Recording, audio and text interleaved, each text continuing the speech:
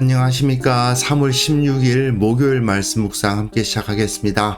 오늘도 우리 주님의 함께 하심과 보호하심의 은혜가 말씀으로 하루를 시작하시는 귀한 성도님들 가운데 충만하시기를 기도합니다. 오늘 본문은 사무엘상 13장 1절에서부터 7절까지 말씀입니다. 사무엘상 묵상이 또 다른 하나의 챕터가 시작되는 모습이고요. 왜 사울이 몰락했는가, 그것에 대한 이야기가 이제 시작될 것 같습니다.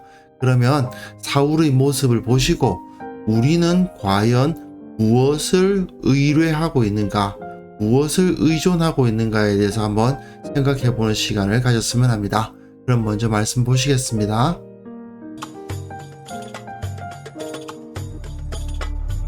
사울이 왕이 될 때 40세라. 그가 이스라엘을 다스린 지 2년에 이스라엘 사람 3,000명을 택하여 그 중에서 2,000명은 자기와 함께 믹마스와 베델산에 있게 하고 1,000명은 요나단과 함께 베냐민 기브아에 있게 하고 남은 백성은 각기 장막으로 보내니라. 요나단이 게바에 있는 블레셋 사람의 수비대를 치매 블레셋 사람이 이를 들은지라. 사울이 온 땅에 나팔을 불어 이르되 히브리 사람들은 들으라! 하니 온 이스라엘이 사울이 블레셋 사람들의 수비대를 친 것과 이스라엘이 블레셋 사람들의 미움을 받게 되었다 함을 듣고 그 백성이 길갈로 모여 사울을 따르니라. 블레셋 사람들이 이스라엘과 싸우려고 모였는데 병거가 3만이요 마병이 6,000명이요 백성은 해변에 모래같이 많더라.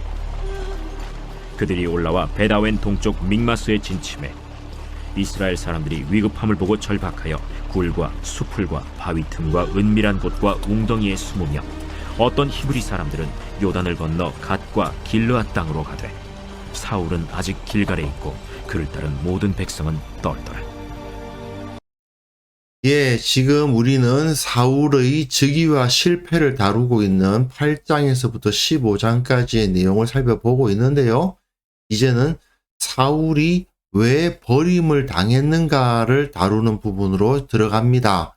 그런데 이 부분은요, 13장, 14장, 15장인데 13장과 15장에서 사울이 버림을 당하는 모습을 보여주고요. 그러니까 첫째 실패가 13장, 둘째 실패가 15장인데 그 사이에 이 사울의 모습과 요나단의 모습이 대조되고 있는 14장이 존재하거든요. 이 14장이 굉장히 탁월하게 쓰여진 이야기인데요. 이 14장을 통해서 무엇이 참된 신앙인가에 대한 가르침이 주어지는 부분이라고 생각하시면 되겠습니다. 일단 오늘은 우리가 13장을 다루게 되고요. 그 13장의 시작 부분을 다루는데 사울이 대체 왜 추락했는가?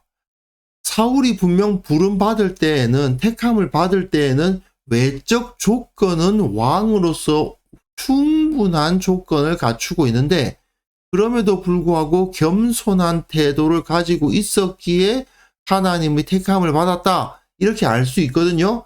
하지만 그가 암몬 왕 나하스를 이긴 그 경험을 통해서 온전히 바른 교훈을 얻었어야 되는데 오히려 하나님께서 베풀어 주신 은혜를 따르기보다는 세상 나라의 왕들을 따랐다 하는 것을 알 수 있게 합니다. 사울이 왕이 되었습니다. 그런데 이 사울이 다스린 지 2년이 지났는데 3,000명을 택하여 그 중에 2,000명은 자기와 함께 믹마스와 베델산에 있게 하고 1,000명은 요나단과 함께 베냐민 기브아에 있게 하고 남은 백성은 각기 장막으로 보냈습니다. 지금까지 이스라엘은 상비군이란 것이 없었습니다. 군대가 따로 없는 거예요. 적군이 쳐들어오면 지도자가 나서서 그 각 이스라엘의 사람들 중에서 싸움에 나갈 만한 남자들을 모아서 군대를 이루고 그들을 끌고 싸움에 나갔습니다. 군대가 평상시에는 없다가 전쟁이 일어나면 모여서 싸우는 거예요.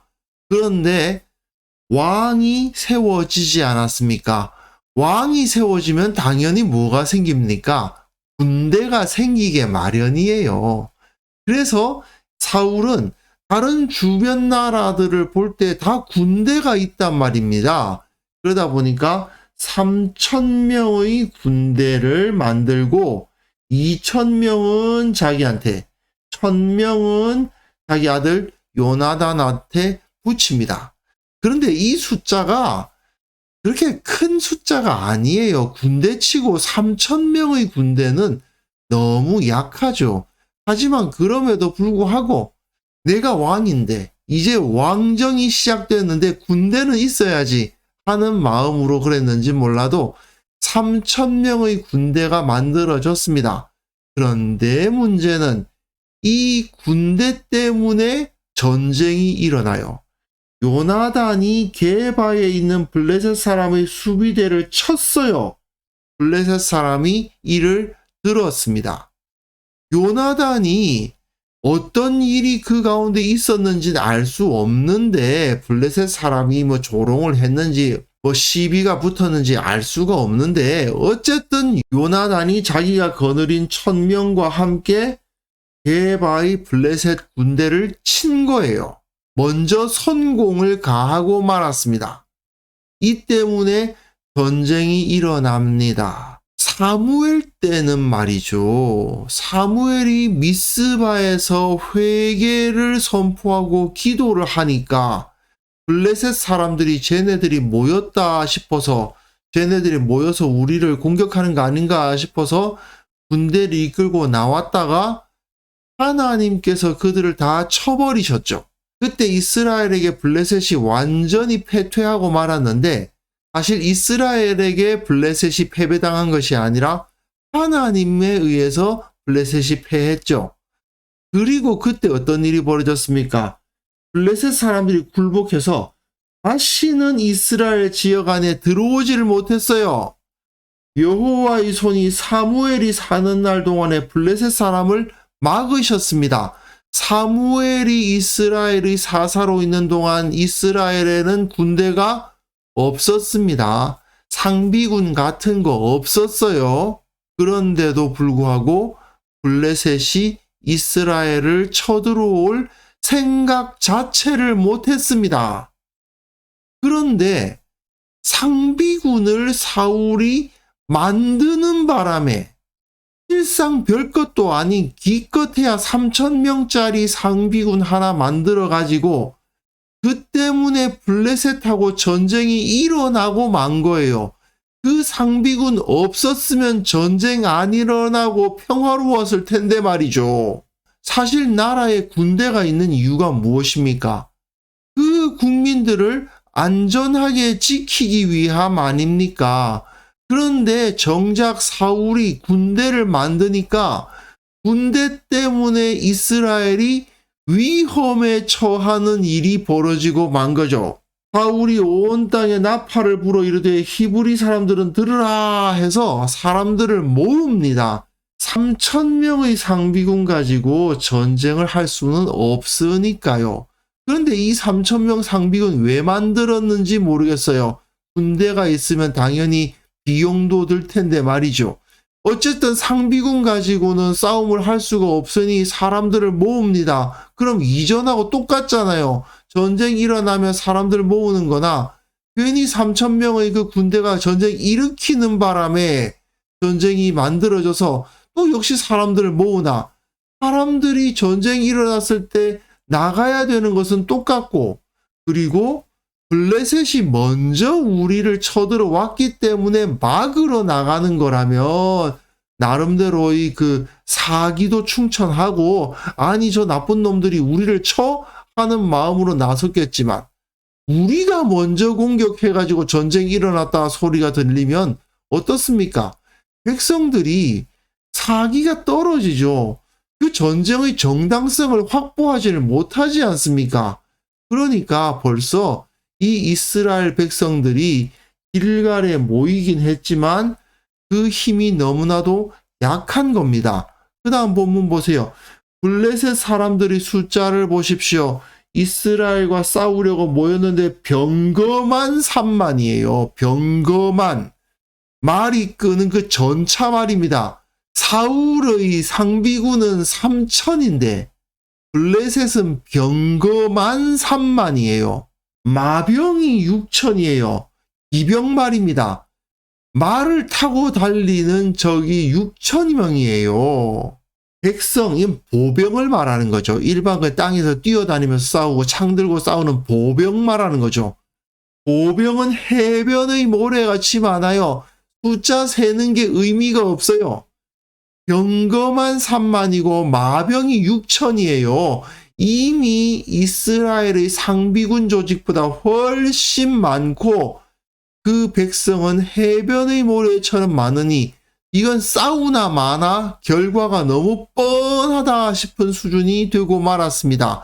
그들이 올라와 벳아웬 동쪽 믹마스에 진을 쳐요. 이곳이 어디였죠? 사울이 지키고 있는 곳 아니었습니까? 이스라엘 사람들은 위급함을 보고 절박합니다. 굴과 수풀과 바위 틈과 은밀한 곳과 웅덩이에 숨어요. 어떤 히브리 사람들은 아예 요단을 건너 갓과 길르앗 땅으로 도망을 가요. 요단강 건너 도망가고 있어요.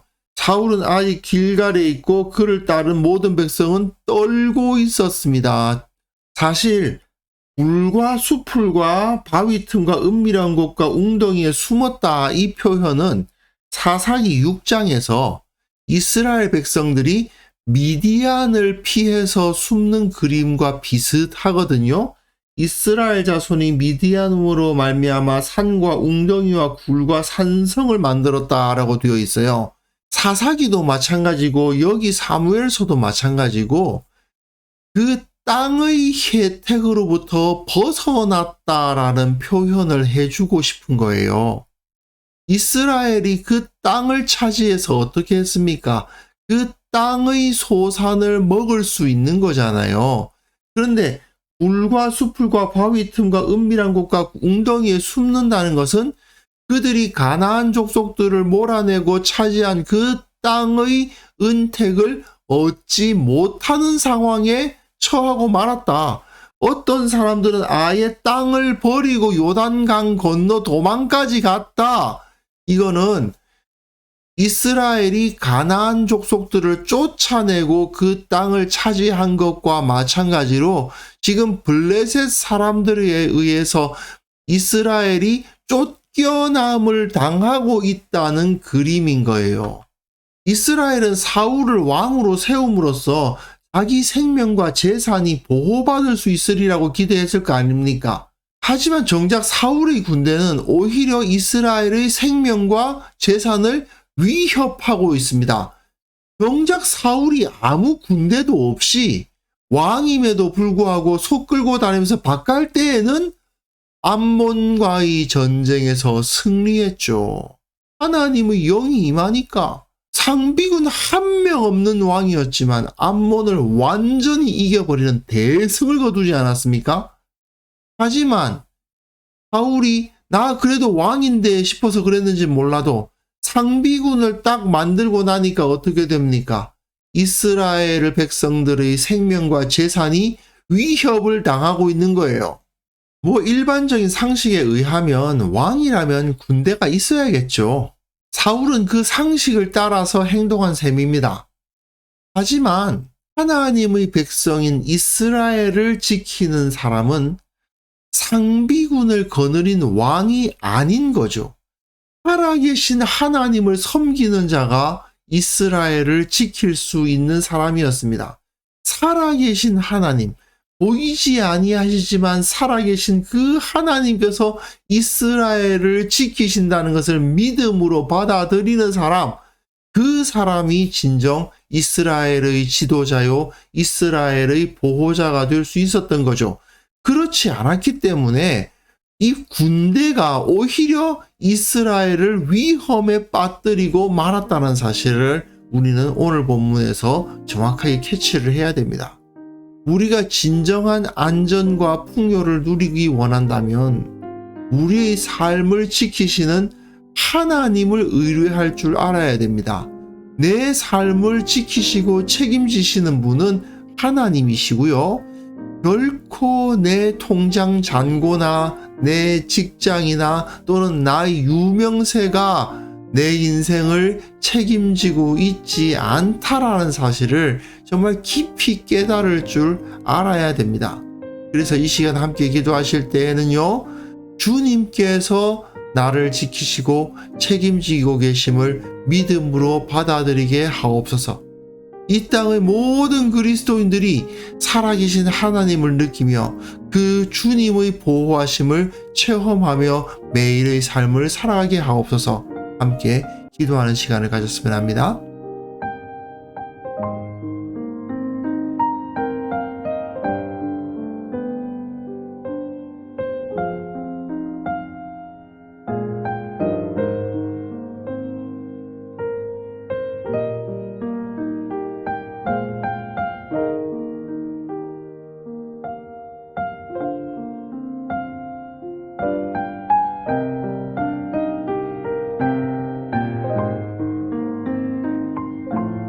하나님 아버지, 내 인생의 주인이 주님이시라는 사실을 철저히 믿게 하옵소서. 절대 주님 이외의 다른 것에 내 인생을 의탁하는 어리석은 자가 되지 않도록 도와주옵소서. 주님께서 나와 함께 하시고 나를 인도하신다는 사실을 믿음으로 받아들이기에 세상을 두려워하지 않는 삶을 살아가게 하옵소서. 주님, 이 땅의 모든 그리스도인들이 살아계신 하나님을 늘 느끼며 살아가게 하시고 믿음으로 주님과 함께 동행할 수 있도록 주께서 그들을 붙들어 주시기를 원하옵고 바랍니다. 주님, 이 땅의 사람들을 바라볼 때에 인생에서 가장 중요한 것이 무엇인지 깨닫지 못하여서 정말 어리석은 선택을 하고 헛된 것을 추구하며 살아가고 있는 것을 보게 됩니다. 주님께서 저들을 불쌍히 여겨주시고 먼저 그리스도인들이, 먼저 교회가 저들에게 주님의 지혜를 가르치고 보여줌으로 말미암아 저들이 주님께 돌아오고 참된 인생의 가치를 찾을 수 있도록 은혜 베풀어 주옵소서. 아버지, 오늘 하루 주님의 사랑과 은혜를 체험하는 하루가 되기를 원합니다. 주님께서 우리를 모든 위험에서 지키신다는 것을 온전히 확신하게 되는 하루가 되게 하여 주시고 그 기쁨이 충만하여 내 입에서 찬송이 떠나지 않게 하시고 무시로 주님과 기도하며 매 순간을 기쁨으로 살아가는 하루가 될 수 있도록 은혜 베풀어 주옵소서. 주님께서 우리와 함께 하심을 인하여 감사드리옵고 예수님의 이름으로 기도합니다. 아멘.